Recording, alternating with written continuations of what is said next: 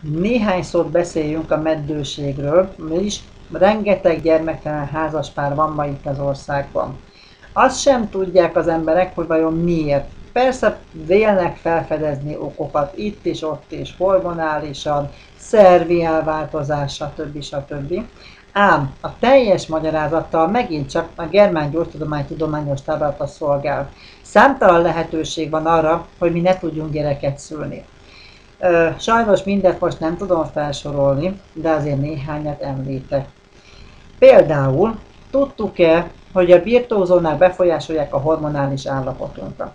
A hormonális állapotunk, mint említettem egy másik kisfilmben, befolyásolja a családi állapotunkat. Abban az esetben, ha egy jobbkezes hölgynek van egy birtózónás becsapódása a női oldalon, vagyis bal oldalon, lecsökken a női nemi hormon szintje, az ösztrogén, amitől egy kissé férfiasabb, teremtőbb, alkotóbb, problémamegoldóbb lesz.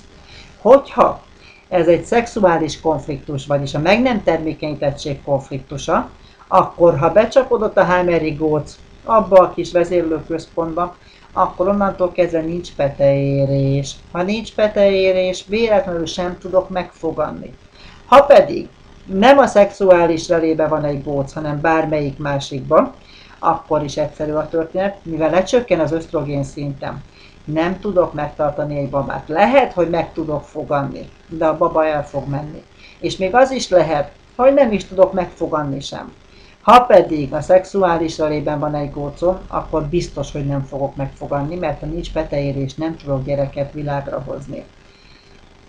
Ez az egyik oka, miért ilyen sok a terméketlen házasság. A másik pedig a petefészek ciszta. A petefészek cisztáról is sok dolgot lehetne beszélni. A legfontosabb viszont az, hogy van egy úgynevezett policisztás ovárium szindróma. Hát állítólag ebben is igen sok hölgy szenved, küszködik. Azt mondják az orvosok, hogy hát csökken az esélye, hogy gyermeket szülhet. A policisztás ovárium azt jelenti, hogy van egy mélységes veszteségi konfliktusa, ami sinem van.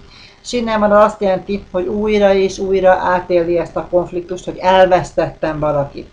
Vagy meghalt a bármelyik családtagom, elvesztettem a kutyámat, a cicámat, a lovamat, a barátomat, a gyermekemet, bárkit elvesztettem. Elhagyás vagy elhalálozás által ez teljesen egyre megy. Az én agyam nem tud különbséget tenni.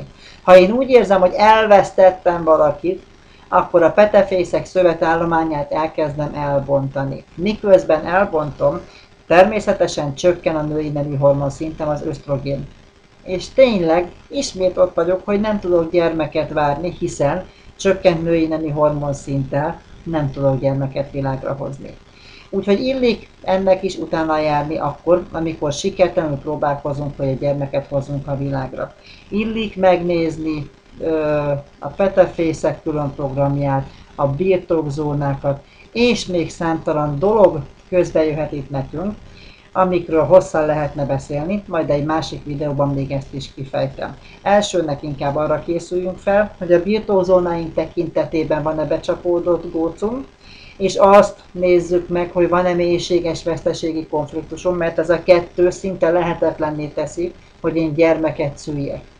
Ezeknek illik utána járni, számtalan ember van az országban, aki érti a GNM-et, és minden egyes tanfolyamon találkozok emberekkel, akik hiába próbálkoznak, nem sikerül babácskát megszülni. Ezzel a tudással, amit egy tanfolyamon tudok adni, minden esély megvan rá, hogy mindenkinek annyi gyereke legyen, amennyit szeretne. Igen, tenni kell érte, nem vitás. Meg kell oldani az aktív fázisban lévő gócainkat, meg kell oldani a lelki problémáinkat. De én azt gondolom, hogy ez nem nagy ár azért, hogy utána szép, gyönyörű családunk legyen. Én is ettől vagyok boldog, hogy 3 gyönyörűséges gyermekem is a kedvesem vesz körül. Ha ők nem lennének, akkor mi értelme van az egész életnek.